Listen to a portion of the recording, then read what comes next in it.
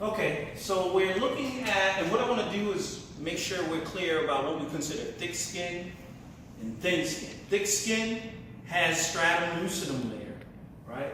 And it's only at select places. Don't forget, it's only the palms of the hands. You see how that looks totally different than this portion of my hand, right? That's because this is thick skin. Palms of hands, tips of fingers, soles of feet, okay? So you don't have thick skin in a lot of places, okay? You have more thin skin, right, than thick skin. All right, so but that's where thick skin is, and it has the stratum lucidum layer.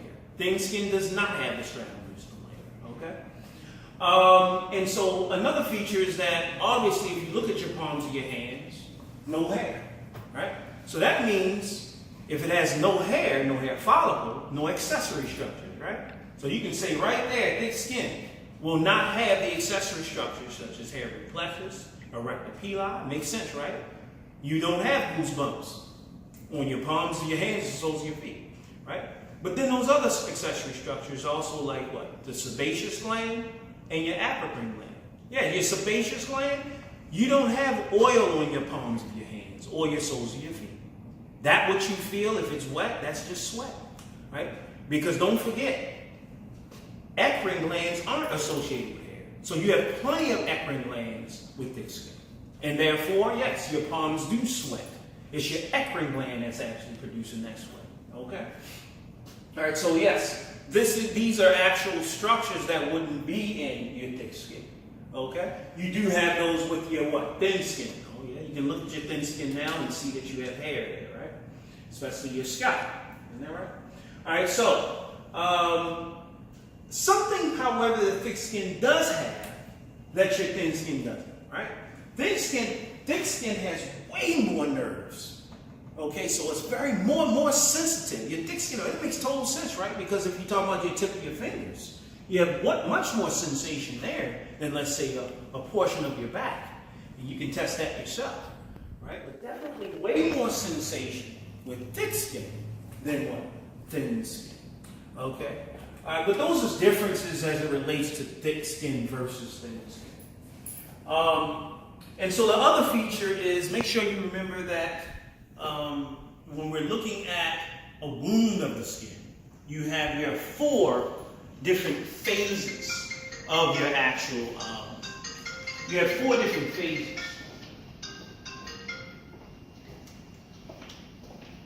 Your 4 different phases of your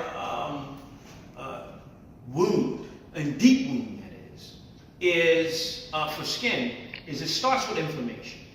So don't forget that inflammation is basically something that white blood cells start. And don't forget, you have that first white blood cell that sees everything and starts the whole process, which is called the Langerhans cell, right? It's just a macrophage, it's a white blood cell though, sends out messages to the rest of the whole blood cell world.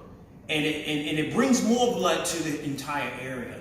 So we'll get more into that into another chapter. It's a very interesting feature there, we've probably all experienced, which was called inflammation.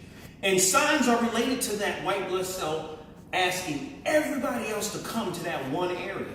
And that's why you have what you call redness, because there's a lot of blood in that area, right? Because what color is blood? Red. And it's swollen, right? So those are 2 major signs right there.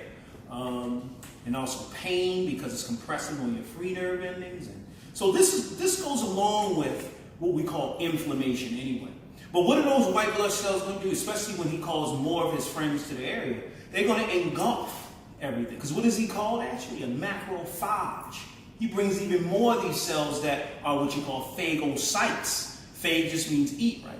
A cell that eats. They eat up everything. So if germs get through this particular skin, he's going to eat it. All right. Not only is he going to eat the germs, he's going to eat debris. If I fell and scraped my arm on the dirty ground, then those white blood cells are going to eat up all that too. So the inflammation first phase of wound is great. It cleans up everything. But then let's get to these other type of cells that's involved. And that's what we call platelets. Platelets are actually fragments of a cell that are like glue in your blood. So as soon as you actually cut yourself, you're going to have these pieces of glue called platelets go to the area and seal it off. That way you don't bleed to death. So that's beautiful. So what they form so that you don't bleed to death is called a clot. All right, so that's what's happening in that first phase. Inflammation phase is marked by that clot forming, right? And then that now takes us into the next stage. It's basically it's cleaning everything and controlling the area so that you don't bleed to death and cleaning the area. So that's the inflammatory phase. A first phase of wound healing related to the skin. We go to our next phase, which you're all familiar with because it came from chapter 4 with healing. And we saw that there's this tissue created, all right, as a result of a deep wound. And that is the fibroblasts are involved.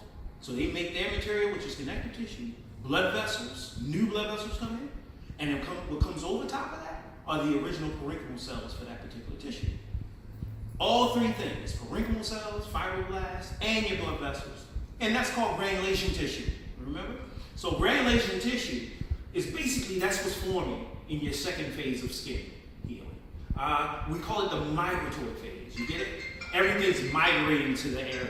Fibroblasts, blood vessels, the parenchymal cells, right? So that's the migratory phase.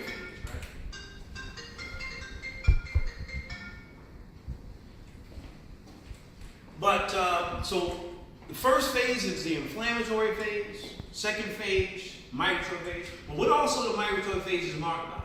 You know migratory phase is started because that clot that I was talking about, platelets form, they form a scab. Okay? So everybody knows about that because when they were young, you had a scab when you hurt yourself. That's what that is. You already know you're at migratory phase when you have a scab. All right? Third phase is proliferative phase. All it is that continuation, but a disorganized and irregular arrangement of this tissue, which we call granulation tissue, and that's the proliferation phase, just making more of what you made in migratory phase. And then maturation stage is the last stage, and that means, oh, everything's pretty much finished. More things are more uniform as far as the pattern of this material, that new material that's made, and what marks the maturation phase as well is that the scab falls off. Okay, so don't forget, inflammatory phase starts it off, you clot, all right, you've controlled everything. Second phase, migratory phase, a scab forms.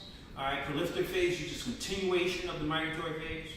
And then what marks close to the end here is when scab comes off. That's the maturation phase. Scab comes off on the maturation phase. And so that person who's trying to peel off their scab, you just tell them, hey, wait, because it's supposed to come off on its own through the maturation.